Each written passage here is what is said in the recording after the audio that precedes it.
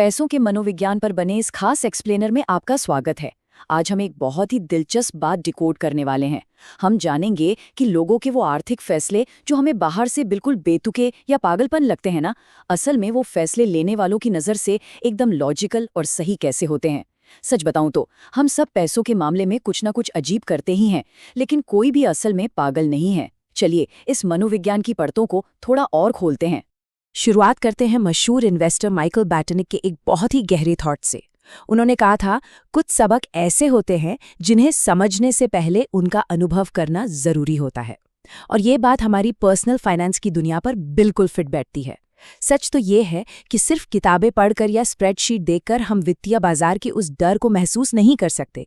जब तक कोई इंसान खुद उन चीज़ों से नहीं गुजरता, तब तक वो उन्हें पूरी तरह से समझ ही नहीं सकता।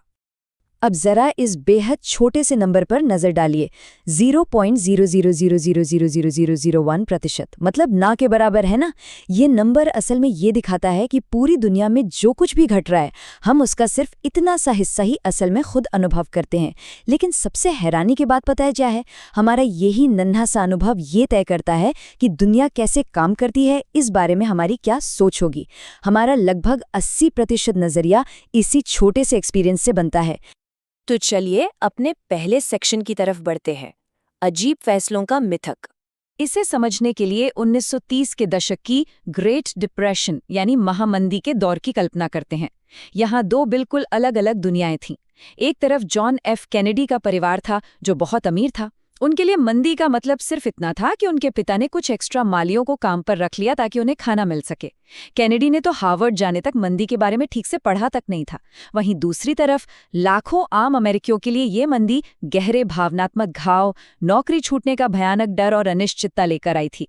ये साफ दिखाता है कि दुनिया का कोई भी डेटा या स्प्रेडशीट उस पर्सनल डर को नहीं माप सकता जो एक आम इंसान ने असल जिंदगी में झेला हो।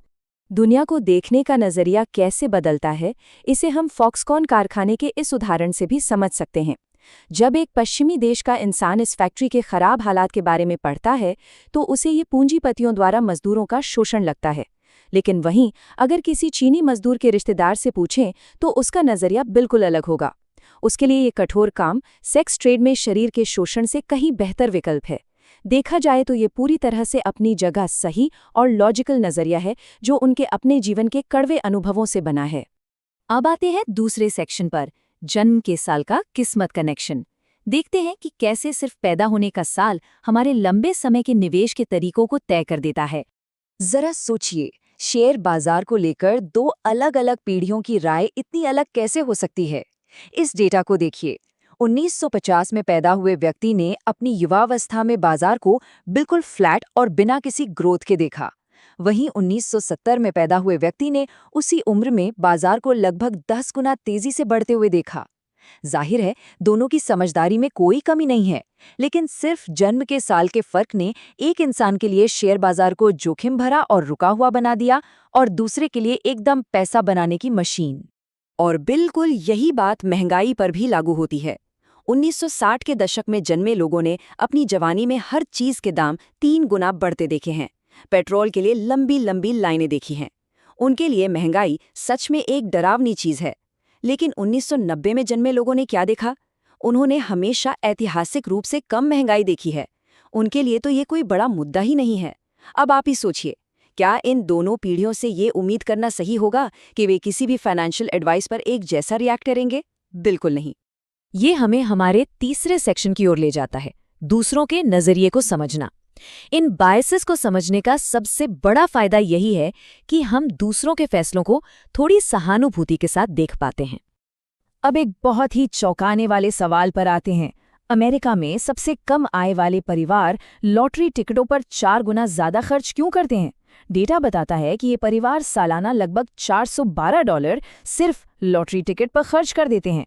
और विडंबना देखिए, ये वही लोग हैं जो किसी इमरजेंसी के समय $400 भी मुश्किल से जुटा पाते हैं। बाहर से देखने पर तो एकदम पागलपन लगता है, लेकिन क्या इसके पीछे कोई लॉजिक हो सकता है? चलिए इनके दिमाग में चलते हैं। जब कोई इंसान हर महीने सिर्फ गुजारे लायक ही कमा पाता है, तो उसके लिए पैसे बचाना लगभग नामुमकिन सा लगता है। अच्छा वेतन, नई कार या एक सुरक्षित घर, ये सब उन्हें अपनी पहुंच से बिल्कुल बाहर लगता है। ऐसे में जब वो एक लॉटरी का टिकट खरीदते हैं तो वो सिर्फ एक कागज का टुकड़ा नहीं होता। वो असल में उस एक पल के लिए अपने उस सपने को जी रहे होते हैं। वो उस उम्मीद के लिए पैसे चुका रहे हैं जिसे अमीर लोग हर दिन अपनी असल जिंदगी में जी रहे हैं। आर्थिक रूप से ये फैसला भले ही गलत हो, लेकिन मनोवैज्ञानिक रूप से ये उनकी एक बहुत बड़ी जरूरत को पूरा करता है। और यहीं पर ये लाइन बिल्कुल सटीक बैठती है। आप जो कर रहे हैं वो अजीब लगता है, लेकिन मैं समझ सकता हूं कि आप ऐसा क्यों कर रहे हैं। असल में ज्यादातर फाइनेंशियल फैसले स्प्रेडशीट या कैलकुलेटर देखकर नहीं लिए जाते, वो डाइनिंग टेबल पर तय होते हैं। वो इंसान की अपनी हिस्ट्री, उसके अहंकार और दुनिया को देखने के उसके अपने नजरिए से बनते हैं। चलिए अब आगे बढ़ते हैं अपने चौथे सेक्शन पर, आधुनिक रिटायरमेंट का भ्रम। ये समझना बहुत जरूरी है क्योंकि समस्या सिर्फ हमारे मनोविज्ञान की नहीं है, बल्कि हमारे फाइनेंशियल सिस्टम्स के बिल्कुल नए होने की भी है। हम अक्सर सोचते हैं कि रिटायरमेंट हमेशा से ऐसा ही रहा होगा, लेकिन जरा इस डेटा को देखिए। द्वितीय विश्व युद्ध से पहले ज्यादातर अमेरिकियों के लिए रिटायरमेंट जैसी कोई चीज ही नहीं थी। उन्हें मरते दम तक काम करना होता था। 1880 में 65 वर्ष से अधिक उम्र के 78% पुरुष मेहनत मजदूरी कर रहे थे। बुजुर्गों के काम ना करने यानी आराम से रिटायर होने का ये ट्रेंड बहुत हाल ही में शुरू हुआ है, जब 1990 तक ये आंकड़ा गिरकर सिर्फ 18% रह गया। ये डेटा उस बड़े मिथक को पूरी तरह तोड़ देता है कि इतिहास में हर किसी को बुढ़ापे में एक शानदार प्राइवेट पेंशन मिलती थी। सच्चाई तो ये है कि एक आरामदायक रिटायरमेंट की उम्मीद ज्यादा से ज्यादा 2 पीढ़ी पुरानी है। 1940 में सोशल सिक्योरिटी का पहला चेक सिर्फ $22.5 का था। 1960 के दशक में भी 1/4 से ज्यादा बुजुर्ग गरीबी में जी रहे थे और 1975 में भी सिर्फ 25% लोगों के पास ही पेंशन थी। असल में हर किसी के लिए एक सम्मानजनक रिटायरमेंट का ये जो आइडिया है ना, ये 1980 के दशक में जाके ही लोगों के दिमाग में बैठा। और ये उम्मीदें कितनी नई हैं, इस बात का अंदाजा आप इसी से लगा सकते हैं कि मॉडर्न रिटायरमेंट की रीढ़ माने जाने वाला 401 के प्लान 1978 से पहले दुनिया में था ही नहीं। और रॉथ ईरा वो तो 1998 में बना है। मतलब अगर ये कोई इंसान होता तो अभी मुश्किल से कॉलेज पास आउट हुआ होता। सोचिए हम कितने नए सिस्टम के सहारे अपनी जिंदगी की सबसे बड़ी प्लानिंग कर रहे हैं। और यही हमें हमारे 5वें सेक्शन पर ले आता है। हम सभी आर्थिक मामलों में नौसिखिए हैं। हमारा समाज असल में एक बहुत ही इमोशनल टॉपिक को ऐसे टूल्स के सहारे हैंडल करने की कोशिश कर रहा है जो खुद अभी बच्चे हैं। चाहे वो स्टूडेंट लोन हो या क्रेडिट कार्ड का कर्ज, हमारे पास पीछे मुड़कर देखने और सीखने के लिए कई पीढ़ियों का पुराना अनुभव मौजूद ही नहीं है। कॉलेज की फीस 4 गुना से ज्यादा बढ़ गई है। इंडेक्स फंड्स को आए 50 साल भी पूरे नहीं हुए हैं। हेज फंड्स ने तो पिछले 25 सालों में ही जोर पकड़ा है। और कंज्यूमर डेब्ट तो दूसरे विश्व युद्ध के बाद ही तेजी से बढ़ा है। सच तो यह है कि समाज बस अंधेरे में तीर चला रहा है, क्योंकि हम सब इस नए एवोल्यूशन को बस समझने की कोशिश कर रहे हैं। इस बेतुकी लेकिन बहुत ही लॉजिकल तुलना को देखिए। करीब 10,000 साल पहले कुत्तों को पालतू बनाया गया था, फिर भी आज उनमें अपने जंगली पूर्वजों की कुछ आदतें बाकी हैं। दूसरी तरफ हमारे इस मॉडर्न फाइनेंशियल सिस्टम को बने हुए मुश्किल से 20 से 50 साल हुए हैं, और फिर भी हम इंसानों से ये उम्मीद की जाती है कि हम पैसों को लेके एकदम परफेक्ट और तार्किक बर्ताव करेंगे। क्या ये थोड़ा अजीब नहीं है?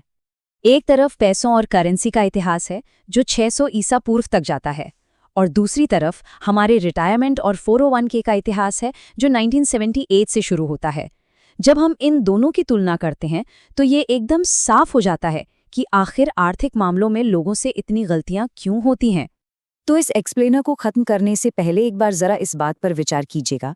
अगर हम सब एक 50 साल पुराने वित्तीय प्रयोग को अपने छोटे छोटे व्यक्तिगत अनुभवों के आधार पर समझने की कोशिश कर रहे हैं, तो क्या सच में कोई भी इंसान अपने आर्थिक फैसलों के लिए पागल है? शायद हम सबको ये मान लेना चाहिए कि इस बिल्कुल नए खेल में हम सभी महज शुरुआती खिलाड़ी हैं, और ये स्वीकार करना ही शायद भविष्य में बेहतर और समझदारी भरे आर्थिक फैसले लेने की सबसे बड़ी चाबी है।